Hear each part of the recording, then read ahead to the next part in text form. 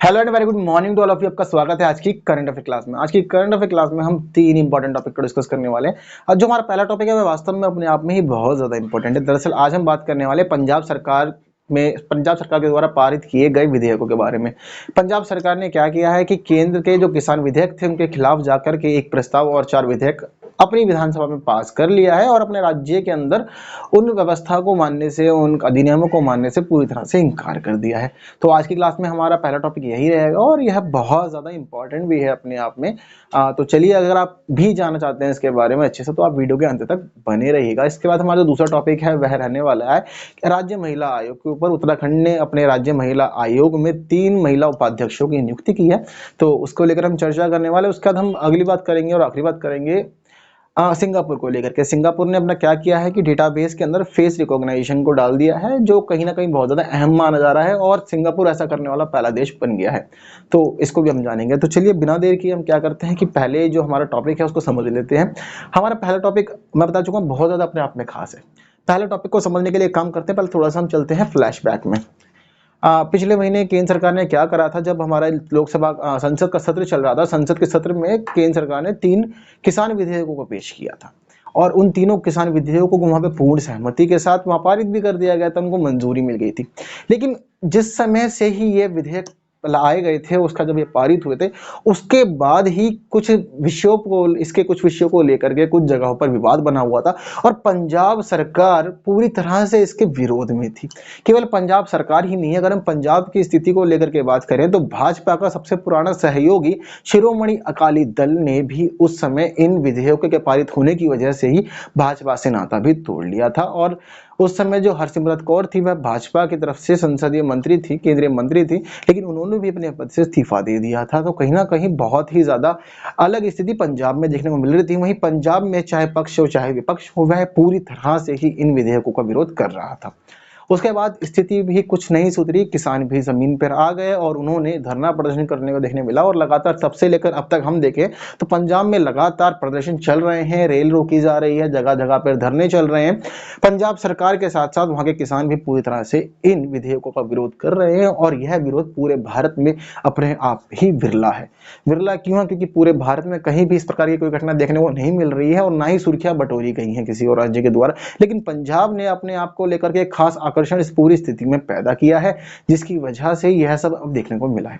वहीं पंजाब सरकार ने अपने किसानों का पूरी तरह समर्थन किया है, इन विधेयकों का विरोध किया है, जिसकी वजह से वर्तमान में यह टॉपिक हमारे लिए इंपॉर्टेंट बन गया है। तो यह बात थी कुछ पिछली कहानियों की। चलिए, अब क्या हुआ है यह भी समझ लेते हैं। अब क्या हुआ है कि पंजाब सरकार ने अपनी विधानसभा के अंदर एक प्रस्ताव और 4 विधेयक पेश किए हैं। यह पूरी तरह से केंद्रीय किसान अधिनियमों के विरोध में है।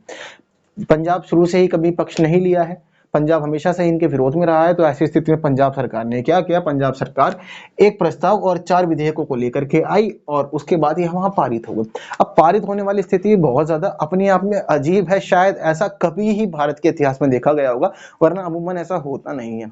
क्या हुआ कि पंजाब के अंदर वर्तमान में क्या है, कांग्रेस की और नीत की सरकार है। कांग्रेस और नीट की वहां गठबंधन सरकार चल रही है, तो इन्होंने मिलजुल करके यह प्रस्ताव और विधेयक ये लेकर के आए थे।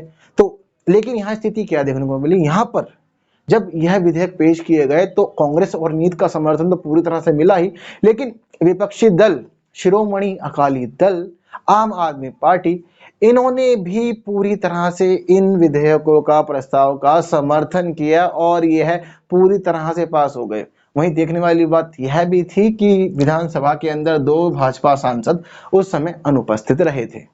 तो स्थिति कुछ ना कुछ अपने आप में बहुत ज्यादा अजीब थी और जहां एक तरफ पक्ष ने भी इन प्रस्ताव और विधेयकों का समर्थन किया, वहीं विपक्ष ने भी पूरी तरह से इसको अपना समर्थन दिया है और अपने राज्य के अंदर एक खास व्यवस्था दिखाई है सभी जनता को। अब बात क्या हो गई है, यह विधेयक जो है वह विधानसभा स्तर पर तो पूरी तरह से पारित हो गए, वहीं अब यह राज्यपाल की सहमति के लिए रुके हुए हैं। तो अब यह राज्यपाल के पास जाने वाले हैं। वहीं राज्यपाल के पास इसको लेकर के कई अन्य विकल्प है। किस प्रकार के विकल्प है? राज्यपाल यदि चाहे तो विधेयकों को पारित कर सकता है। यदि राज्यपाल ने यह विधेयक पारित कर दिए तो किसान विधेयकों के खिलाफ पंजाब इकलौता राज्य हो जाएगा जहां पर वह इन विधेयकों के संशोधन करके इसने आपको अपनाया और इन विधेयकों का पूरी तरह से विरोध किया। वहीं चाहे तो वह राज्यपाल सुरक्षित कर सकता है अपनी राय या पुनर्विचार के लिए भेज सकता है। वहीं अगर विधेयकों के ऊपर राज्यपाल चाहे तो वह जो राष्ट्रपति है, राष्ट्रपति की स्वीकृति के लिए उन विधेयकों को सुरक्षित कर सकता है। इस प्रकार का काम राज्यपाल कर सकता है। तो अब देखने की स्थिति यह है कि राज्यपाल अब किस प्रकार के फैसले इसके ऊपर लेते हैं। वहीं चलिए थोड़ा सा और आगे समझते हैं यहाँ किस प्रकार के हुआ। तो अब पंजाब सरकार किस प्रकार की व्यवस्था लेकर के आई थी। जब केंद्रीय कानून पेश किए, केंद्रीय विधेयक पेश किए गए थे और जब ये अधिनियम बन गए थे, उसमें हमेशा से लेकर के क्या हुआ कि एमएसपी को लेकर के बात चल रही थी। जो राज्य सरकारें थी यह बात कह रही थी कि एमएसपी खत्म कर रहे हैं, केंद्र सरकार एमएसपी के विरोध में है, केंद्र सरकार एमएसपी को खत्म कर रही है और प्राइवेटाइजेशन को बढ़ावा दे रही है। इस प्रकार की स्थिति देखने को मिल रही थी पंजाब के अंदर और यह सभी विरोध कर रहे थे। तो अब पंजाब सरकार जो ये विधेयक प्रस्ताव लेकर के आई है, तो वहाँ पंजाब सरकार ने क्या क्लियर कर दिया है कि कहा है कि चाहे गेहूं की फसलें हो या धान की फसलें हो, अगर इस प्रकार की कोई भी फसल होगी तो ऐसी फसलों को कभी भी ना तो एमएसपी से नीचे बेचा जाएगा और ना ही एमएसपी से नीचे खरीदा जाएगा। यदि कभी भी कोई व्यक्ति या किसान पाया जाता है इस प्रकार गतिविधियों में, या तो वह अपनी फसलों को एमएसपी से नीचे बेच रहा है या कोई व्यक्ति उन फसलों को एमएसपी से नीचे के दामों पर खरीद रहा है, तो ऐसी स्थिति में उस व्यक्ति के लिए सजा या जुर्माने का प्रावधान अब कर दिया गया है। जुर्माना सरकार अपने अनुसार लगाएगी। वहीं अगर सजा की बात करें तो सजा उस व्यक्ति के लिए 3 साल के कारावास की नियुक्त कर दी गई है। यानी कि पंजाब सरकार अपना रुख इन विधेयकों पे साफ कर रही है और पंजाब सरकार ने साफ कह दिया है कि हम एमएसपी के पूरी तरह समर्थन में हैं और हम अपने किसानों को एमएसपी देंगे। केवल इतना ही नहीं, अगर कोई व्यक्ति या किसान अपनी फसलों को एमएसपी से कम दामों पर बेचता या खरीदता है तो ऐसी स्थिति में उसके खिलाफ सजा का और जुर्माने का प्रावधान भी कर दिया जाएगा। साथ ही साथ इन विधेयकों में यह भी कहा गया है कि किसानों के लिए 2.5 एकड़ तक की जमीन की जब्ती से छूट दी जाएगी। यानी कि किसानों को अब 2.5 एकड़ तक की जमीन की जब्ती से पूरी तरह से मुक्त कर दिया गया है यहाँ पर। इसके अलावा जो पंजाब सरकार ने अपना रुख साफ किया है, पंजाब सरकार ने यहाँ साफ तौर पर यह भी बताया है कि वह जमाखोरी और कालाबाजारी के विरोध में है।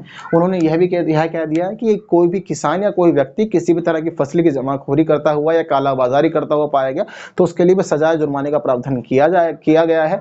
तो ऐसी स्थिति में सभी के लिए यह खुला आदेश है कि कोई भी व्यक्ति जमाखोरी या कालाबाजारी जैसे कार्यों में संलिप्त ना पाया जाए। आगे की बात यह है कि जब यह सभी कार्रवाई हुई तो उस समय बिजली संशोधन विधेयक 2020 के खिलाफ भी इन लोगों ने प्रदर्शन किया। यानी कि इन लोगों ने बिजली संशोधन विधेयक 2020 को भी पूरी तरह से मानने से इनकार कर दिया है। पंजाब सरकार शुरू से यह भी कह रही थी कि जो बिजली संशोधन विधेयक 2020 है यह भी पंजाब के विरुद्ध है, किसानों के विरोध है। तो इस प्रकार यहाँ पे इन्होंने इसका भी विरोध दर्ज कर दिया है और इन्होंने बिजली संशोधन विधेयक को भी मानने से इनकार कर दिया है। वहीं साथ ही साथ अगर हम पंजाब के और लोगों की बात करें और कैप्टन अमरिंदर सिंह जो वहां वर्तमान में मुख्यमंत्री हैं उनके विचारों की बात करें तो उन्होंने वहां विचार देते हुए यह बताया है कि केंद्र सरकार जो विधेयक लेकर के आई थी यह पूरी तरह से किसान विरोधी थे। इसमें किसानों को बढ़ावा देने की जगह प्राइवेटाइजेशन को बढ़ावा दिया गया और कहीं ना कहीं किसानों को हतोत्साहित किया गया, जिस प्रकार के कार्य पूरी तरह से अमानवीय है और यह संविधान के विरोध है। साथ ही साथ में उन्होंने यह भी बताया कि कृषि के ऊपर केंद्र सरकार का लिया गया जो फैसला था यह गैर संवैधानिक था। गैर संवैधानिक क्यों था, उन्होंने यह बताया है कि इस प्रकार के यह जो विषय है, जो कृषि का विषय है, कृषि का विषय राज्य सूची का एक महत्वपूर्ण विषय माना जाता है। तो राज्य सूची के जो विषय होते हैं उन पर निर्णय लेने का अधिकार केवल राज्य का होता है, लेकिन जिस प्रकार से केंद्र ने इस पर फैसला लिया है और व्यवस्था में परिवर्तन लाने की कोशिश की है यह पूरी तरह से गैर संवैधानिक है। तो यह जो बात थी यह बात पंजाब सरकार से जुड़ी हुई सभी महत्वपूर्ण बातें थी। पंजाब सरकार विधेयक और प्रस्ताव लेकर के आई है जो पूरी तरह से केंद्रीय कृषि अधिनियमों और कानूनों के विरोध में था। तो वहां पर अभी यह पास हो गया है, राज्यपाल की स्वीकृति के लिए रह गया है। देखते हैं राज्यपाल इस पर अपनी स्वीकृति देते हैं या नहीं देते। लेकिन इससे जुड़ी हुई जो भी महत्वपूर्ण बात थी हमने आज की क्लास में डिस्कस कर लिया है और यह न्यूज़ हमारे लिए बहुत ज़्यादा इंपॉर्टेंट थी। मुझे उम्मीद है कि आपको यह टॉपिक पूरी तरह से अच्छे समझ में आया होगा और आप प्रश्न बनाने के लिए अब सक्षम है। और आपको यह बात भी ध्यान रखनी है हमेशा कि पंजाब पहला राज्य बना है जिसने इस प्रकार का कोई विधेयक अब तक पारित किया है। तो यह से जुड़ी सभी इंपॉर्टेंट बात थी। प्रश्न बहुत सारे बन सकते हैं, अलग अलग तरह से बन सकते हैं, तो उनको भी तैयार रखिएगा। चलिए हम अपना रुख जो हम करते हैं वह दूसरे टॉपिक की ओर कर लेते हैं। उत्तराखंड सरकार से जुड़ा हुआ दूसरा टॉपिक है हमारा। उत्तराखंड सरकार ने क्या करा है कि जो राज्य का महिला आयोग था, राज्य महिला आयोग के तहत इसने 3 महिलाओं को उपाध्यक्ष के पद पर नियुक्त की है। यानी कि जो हमारे ये जो मुख्यमंत्री उत्तराखंड के त्रिवेंद्र सिंह रावत उन्होंने महिलाओं को नवरात्रि का एक तोहफा दिया है और तोहफा देते समय उन्होंने यह सभी चीजों का उल्लेख किया और महिला आयोग के अंदर 3 महिलाओं को उपाध्यक्ष पद पर नियुक्त कर दिया है। अब ये 3 महिलाएं कौन कौन सी ये भी देखने वाली बात है। पहली महिला जो है इसका नाम है सायरा बानो। सायरा बानो का संबंध काशीपुर से है। साथ ही साथ सायरा बानो महिला आयोग की उपाध्यक्ष इसलिए भी नियुक्त की गई हैं क्योंकि इन्होंने 3 तलाक के विरोध लगातार प्रदर्शन किए। सायरा बानो कभी भी 3 तलाक के समर्थन में नहीं थी, इन्होंने 3 तलाक के विरोध लगातार प्रदर्शन किए हैं और यह अड़ी रही थी। इस वजह से कहीं ना कहीं इसके इस बात को महत्व मिला और इनको अब वर्तमान में राज्य महिला आयोग उत्तराखंड का उपाध्यक्ष नियुक्त कर दिया गया है। वहीं यहाँ पे देखने वाली बात एक यह भी है कि जो सायरा बानो है, सायरा बानो थोड़े दिन पहले ही भारतीय जनता पार्टी की सदस्य भी बनी थी, यानी कि इन्होंने भारतीय जनता पार्टी ज्वाइन कर ली थी। तो भारतीय जनता पार्टी ज्वाइन करने के बाद इस प्रकार के फैसले यह उत्तराखंड की सरकार के द्वारा ले लिए गए। वहीं जो राज्य महिला आयोग था, राज्य महिला के आयोग के अंदर 3 महिला उपाध्यक्षों को नियुक्त किया है नवरात्रि के समय में। तो पहली महिला सायरा बानो है, वहीं दूसरी महिला है रानीखेत की ज्योतिषा का संबंध रानीखेत से है, तो इन्हें भी इस महिला आयोग के उपाध्यक्ष पद पर नियुक्त कर दिया गया है। वहीं तीसरी है चमोली की पुष्पा पासवान। तो इन तीनों महिलाओं को उपाध्यक्ष पद पर नियुक्त कर दिया गया है। इजी से नाम है, आप अच्छे से याद रख सकते हैं और आने वाली परीक्षाओं में यहाँ से प्रश्न भी बनने की संभावनाएं हैं। तो उत्तराखंड के मुख्यमंत्री त्रिवेंद्र सिंह रावत ने 3 महिलाओं को उपाध्यक्ष नियुक्त किया है अपने राज्य के महिला आयोग के अंदर। और जो यह राज्य महिला आयोग के अंदर उपाध्यक्ष का पद होता है, यह पद राज्य के मंत्री पद के बराबर होता है, यानी कि इसके जो परिकाष्ठा होती है, जो शक्तियां होती हैं, यह राज्य के मंत्री पद के बराबर होते हैं। तो कहीं ना कहीं इन तीनों महिलाओं को राज्य महिला आयोग का यह पद देना महिला सशक्तिकरण की दिशा में महत्वपूर्ण है और कहीं ना कहीं फैसले लिए जाने की स्थिति में और वर्तमान परिदृश्य में यह बहुत ज्यादा महत्व का विषय बना हुआ है। चलिए तीसरा टॉपिक समझ लेते हैं। तीसरा हमारा टॉपिक है राष्ट्रीय पहचान डेटाबेस।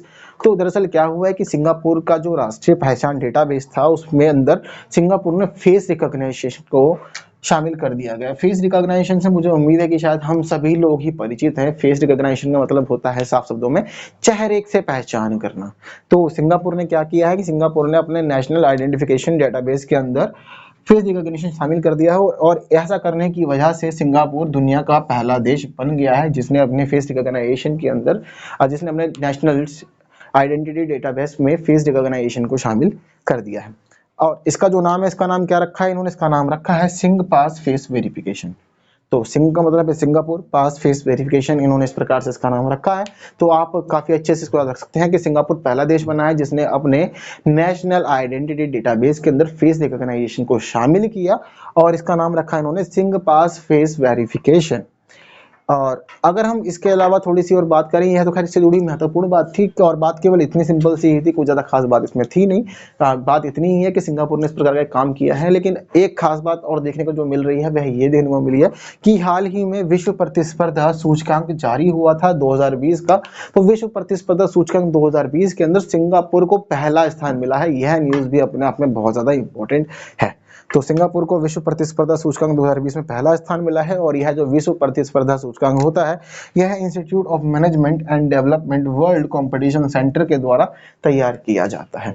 तो कई सारे प्रश्न बन सकते हैं यहाँ पे, जैसे कि वर्ल्ड कंपटीशन इंडेक्स 2020 जो मतलब वर्ल्ड कंपटीशन इंडेक्स जो है वह किसके द्वारा जारी किया जाता है, या वर्ल्ड कंपटीशन इंडेक्स 2020 के अंदर किस देश को पहला स्थान मिला था। तो इस प्रकार के प्रश्न भी यहाँ तैयार हो सकते हैं। तो ऐसी स्थिति में आपके जरूरी है कि आप प्रश्न तैयार रखें, परीक्षा में पूछे जा सकते हैं। चलिए आज की क्लास को अब यहीं विराम देते हैं। आज की क्लास के अंदर हमने 3 इंपॉर्टेंट टॉपिक को डिस्कस किया है। हमारा पहला टॉपिक अपने आप में ही बहुत ज़्यादा इंपॉर्टेंट था। बाकी वीडियो को लाइक करें, बाकी लोगों तक शेयर करें। चैनल सब्सक्राइब नहीं किया तो चैनल को सब्सक्राइब कर दीजिए ताकि आपको इस प्रकार की वीडियोस की नोटिफिकेशन लगातार मिलती रहे, आप हमारे चैनल के साथ बने रहें। And thank you so much for watching this video.